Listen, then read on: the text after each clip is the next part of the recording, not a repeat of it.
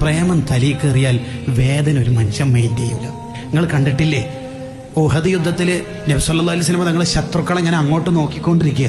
എന്താണ് അവർ ചെയ്യുന്നത്? ശത്രുക്കളാണെങ്കിൽ പതിയിരുന്ന് തങ്ങൾക്കെതിരെ ഉന്നം വെച്ച് അമ്പയ്യാൻ ശ്രമിച്ചുകൊണ്ടിരിക്കുമ്പോഴാണ് മഹാനായ അബൂ ദുജാന റളിയല്ലാഹു അൻഹു നബി സല്ലല്ലാഹു അലൈഹി വസല്ലം തങ്ങൾ അങ്ങോട്ട് നോക്കുമ്പോൾ റസൂലുള്ളാഹിനെ മറന്നിട്ട് ഇങ്ങനെ നിന്നത്, ഫേസ് ടു ഫേസ് ഇങ്ങനെ മുട്ടിയിട്ട് ഇങ്ങനെ നിന്ന്.